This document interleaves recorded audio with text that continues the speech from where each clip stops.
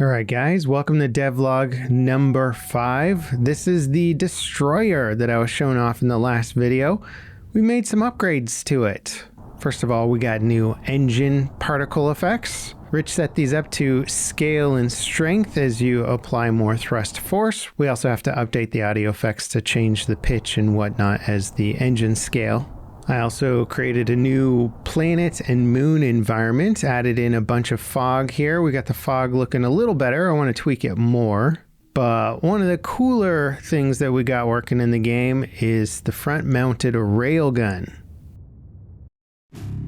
It's spinal mounted, and I'm probably going to update the design on it a little bit, but we literally rushed to get this working so I could show it off today. Let me see if I can get you better example of the shot speed here. This should be set to around 3,000 meters per second, which is actually pretty realistic for railguns. That's what it looks like shooting another ship. Obviously, these ranges are much closer than the weapon is designed for. And we haven't put in a fire rate limiter, so I can just spam it, which is fun, but there'll be a significant charge up period for each shot, so not going to be like this, but for testing purposes it is fun to just spam railgun fire into things. Now I made this environment to just sort of mix things up for the devlog. Let me see if we can show you the planets here a little bit better. I wanted to play with different distances, so the fog would be like a foreground, then we have basically a large planet sized moon behind that, and then a giant gas giant behind that. I love the idea of like habitable planets or bases being located on moons that orbit, you know, Jupiter-sized gas giants. I also started playing around with some destruction effects. These are still very early prototypes, but we got to get ships blown up in the game, and so I was working on some explosions that would look cool.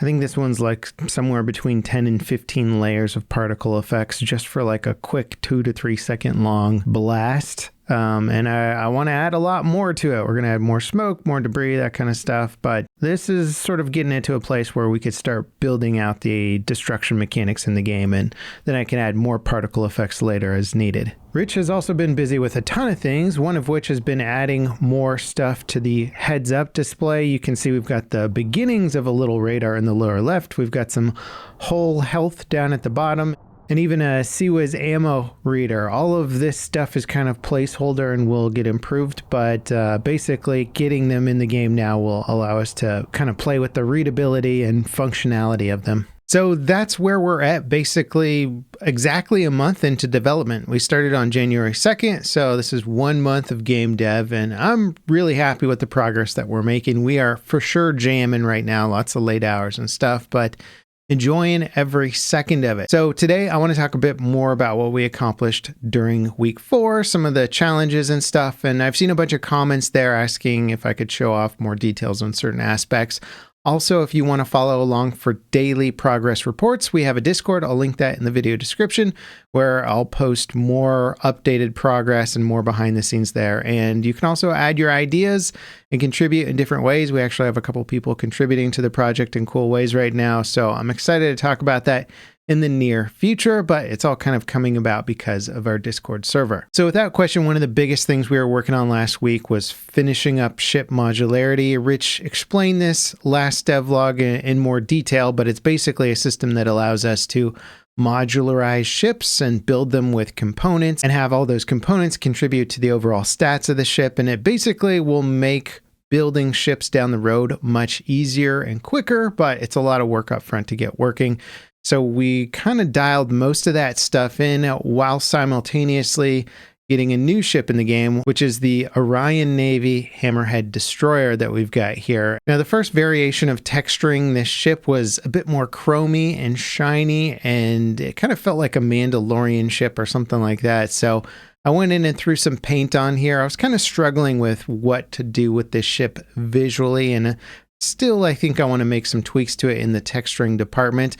I've been using Adobe Substance Painter to texture the ship. I know a lot of people don't like Adobe products and go for other stuff, but I got the Steam version of this software so that it's only a one-time fee rather than a subscription fee. So painting ships in this is great. It's so much easier than texturing was 12, 13 years ago when I was doing this professionally. You had to manually unwrap everything. Now I can more or less auto unwrap UVs, throw them into Substance Painter, and get a material on there relatively quickly, and even throw text and other things on there. We got some other cool things in the works. Hopefully we can get some dynamic ship names on the sides of them soon, which would be really cool. I also rushed through a model of a railgun because I wanted to get it in the game and functional for the first devlog where we showed off the destroyer last week.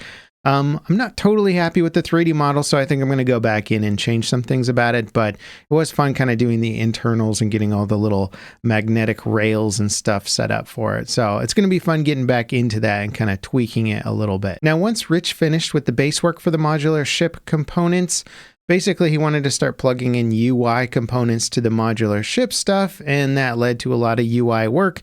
We started getting a little radar overlay into the game, which he's done a fantastic job with, and it really mirrors the concept art quite closely. We got to do a little tweaking with that and then get some icons on there, and also figure out how to render asteroids on there, because that'll be a big component of the in-game radar. In addition to that, he also started doing some more work on the PIP, the picture-in-picture display of our targeted object. Now, I wanted this pip to have a transparent background, so it would show the targeted ship, maybe close by asteroids or weapon impacts and stuff like that, but I didn't want it to feel too encroaching on the UI, so Rich went about trying to figure out how to make the background transparent, and apparently it was a journey. I'll let him explain it to you. The way the pip works is just like how there's a player camera that lets the player see the game. We'll put another virtual camera aimed at the target ship, which could be kilometers away. Whatever that camera sees will get rendered to a flat image, and then the flat image will get put up in the upper left of the screen. The way we can remove things that we don't want to see is by using something called post-processing, which takes what the camera sees and changes it before it gets written to the image. So in this post-processing, we can say if it's further away than certain distance, don't include it in the final image. This way we can remove planets and the skybox, but we're not removing the ship or missiles or explosions or anything interesting there. Also, using post-processing, we can add more effects later, so we can make this pip look like a hologram or have outlines in it or whatever we decide to do. Setting up post-processing is basically working with shaders. There's a lot of tutorials and information and documentation about shaders out there, but it's such a deep topic that it can take a while to master. But luckily in our Discord, we have some very knowledgeable people who are very experienced with shaders who are able to help out. And that's awesome. So that's a little bit about how pips work behind the scene. I'm really excited for basically every week that we work on this game, because we got a lot of stuff that we're progressing towards, a lot of pots in the oven, if that's an expression. A lot of stuff is cooking right now. So every week can be just about any kind of new feature. I'm really excited to get destruction into the game. Really excited to see some sort of ship AI soonish. And plenty of tweaking to do with weapons, damage properties.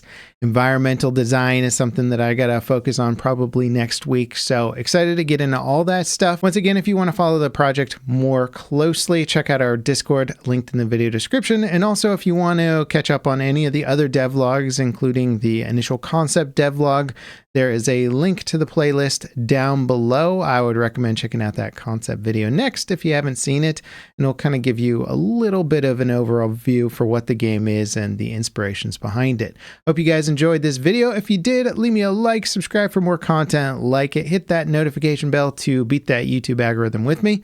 I'll see you guys next time. This is Level Cap signing off.